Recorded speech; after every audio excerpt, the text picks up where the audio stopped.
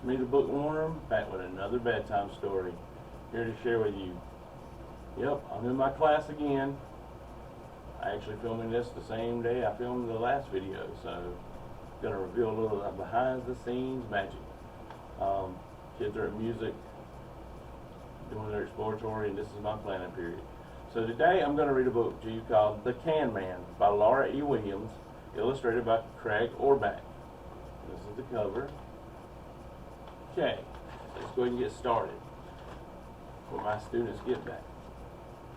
Although they probably like being on the episode too. The homeless man slowly pushed his battered shopping cart down the sidewalk. At the corner trash barrel, he stopped and poked through the garbage with a long stick.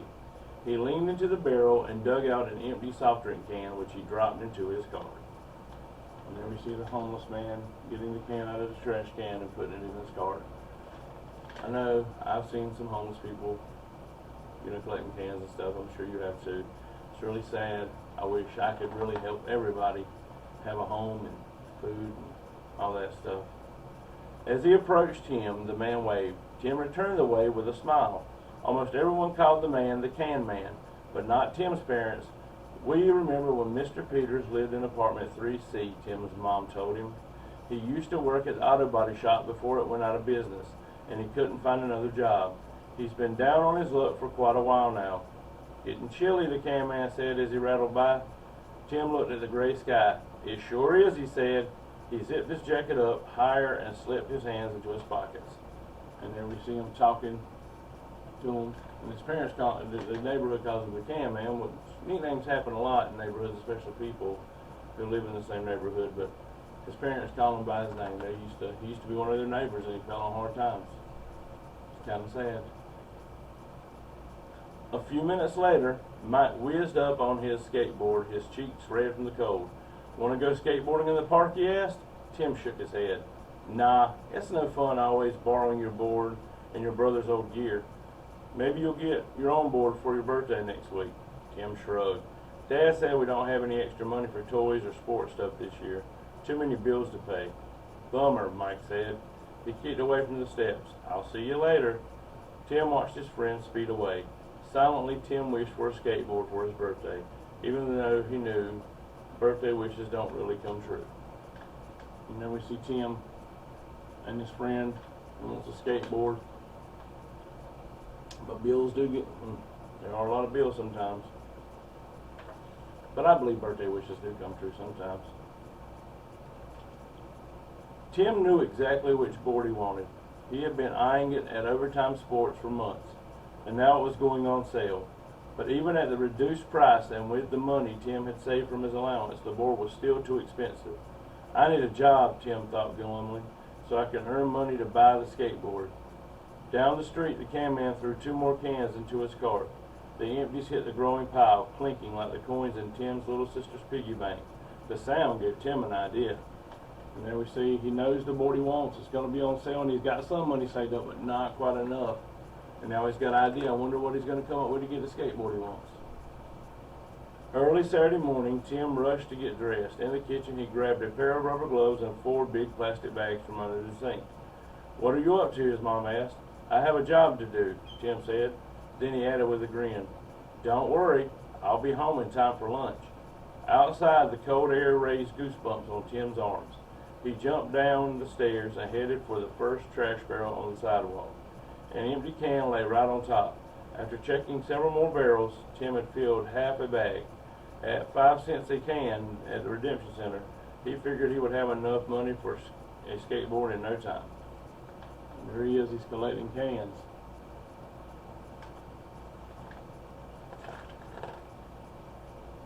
A few blocks from the park, Tim stopped in to see Jamal at Bunnis Bakery. Do you have any empty soft drink cans? Tim asked. I usually save them for the Can Man, Jamal said. He needs them. I need them too. I'm going to use the money to buy myself a skateboard for my birthday, Tim told Jamal. I'll even work to earn the cans. Well, Jamal hesitated for a few moments.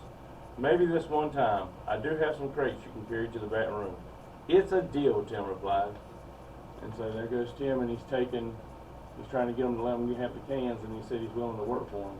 I don't know if that's right though. The can man needs him to live and he just wants a skateboard. What do you guys think?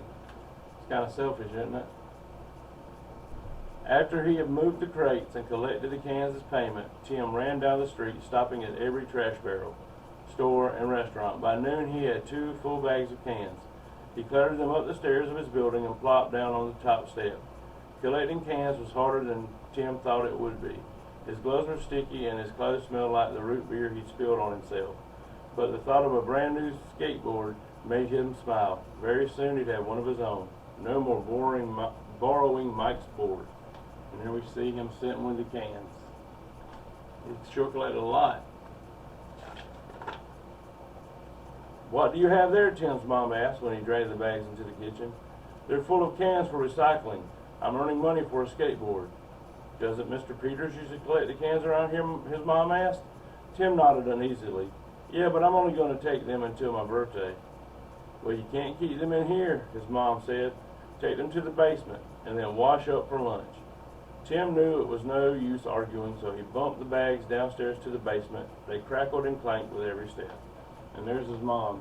You can tell she's not too sure about it because, I get it, he wants the skateboard, but, that guy uses those cans to live, to feed himself and stuff, and I don't know, it just seems a little selfish. But, I guess we can all be that way sometimes, and sometimes it's okay to think about ourselves. But I think in this case, it'd probably be better just to leave the cans with the can man. What do you guys think? Sunday after church, Tim hurried from one stinky trash barrel to the next, collecting empty cans. For the rest of the week, he had to wait until after school. Tim knew the can man always took the same route, so he started in the opposite direction. That way, he got to some of the trash barrels before the can man did. On Saturday, Tim awoke to an icy drizzle squiggling down his window. With a groan, he dragged himself out of his warm bed and into the kitchen. Tim's dad patted him on the shoulder. Sorry, Tim, he said. It looks like you'll have to stay indoors today. But this is my last chance to collect cans, Tim protested. I can't let a little rain stop me. His dad looked out the window. Okay, but don't stay outside too long. And there we see him at breakfast with his mom and dad. He is willing to work hard for what he wants, and that is a good thing. I just wish you could find a way to do it without taking the can man's cans. On the sidewalk, Tim poked through a few trash barrels. The rain made the garbage smell even worse than usual, and there wasn't a single can to be found. Keeping his face down to shield it from the cold rain, Tim ran toward the next trash barrel. Thwomp! Tim jerked up his head. Oh, sorry, he exclaimed. You okay, kid? The can man asked. Yeah, sure. Tim looked into the cart. All he saw was an old bucket of paint and a few empty soft drink cans. The rain pinged on them hollowly. Haven't found many cans lately, the can man said, poking his stick into the trash barrel. How are you doing? I've seen you out collecting. I have 7 bags full of them at home. 7? The can man said, his eyes wide. My birthday is tomorrow, Tim explained. I'm going to use the money to buy a skateboard. What are you collecting for? The can man shrugged. Wouldn't mind a new coat before the snow starts flying in. Tim swallowed. Oh, well, see you around. The can man pushed his cart down the sidewalk, his ripped jacket flapping open with every step. There we see Tim and him talking in the rain. Now Tim feels kind of bad. Wonder what Tim will do though. When the rain stopped, Tim called Mike. Then Tim dragged his bags of cans from the basement to the front of his building. He sat on the steps to wait. Mike rolled up on his skateboard. Looks like you'll have enough for a board once you turn in these cans, he said. Tim nodded. I guess so. The boys looked up as the clatter of the can man's cart came toward them. The can man stopped at the bottom of the stairs. You need help with your bags? Okay, Tim said. They loaded the bags into the cart and the can man pushed it while Tim and Mike kept the pile from toppling over. And there we see them and the can man going to sell the cans. How kind of the can man, even though he took the cans that he needed for a coat, he still is willing to help them out. That's very kind. At the Redemption Center, it took a long time for Tim and Mike to push all the cans into the machine. Tim collected his coins in a paper bag he had brought along. By the time the boys were done depositing the cans, the can man had left. Tim looked outside. Small flakes of snow were sprinkling down from the sky, lightly dusting the parking lot. He shook the bag that held his money. The coins rattled like a cart full of empty cans. Suddenly, Tim headed outside. Hey, where are you going? Mike called after him. So he sees the snow and he's got his money. I wonder I wonder what he's going to do. Tim ran and caught up with the can man. Holding out the bag of coins, Tim said breathlessly, "This money is for you." The can man stared in surprise. "But you earned it. You worked hard for your money." "It's okay," Tim said. "I want you to have it." The can man blinked a few times as though snowflakes had blown into his eyes. "Thanks, kid. What's your name anyway?" "Tim," Tim said. "Thanks, Tim. My name's Joe Peters," the can man said, smiling. "I know," Tim said. "My mom and dad remember you from when you lived in our building." The can man's smile faded. "That was a long time ago." He sighed. Then he shook the bag of coins. "Thanks again." "You're welcome," Tim said. When he got home, Tim plunked down on the front steps of his building so he wouldn't get a skateboard for his birthday. But somehow, it didn't matter that much anymore. And there we see Tim giving him the money. I'm so glad that Tim did that. That was very kind to him. I'm glad he did that. The next day, wearing new birthday jeans, Tim wandered outside to wait for Mike. On the top step, Tim's foot bumped into a large plastic bag. It was tied closed with a long string attached to an empty root beer can.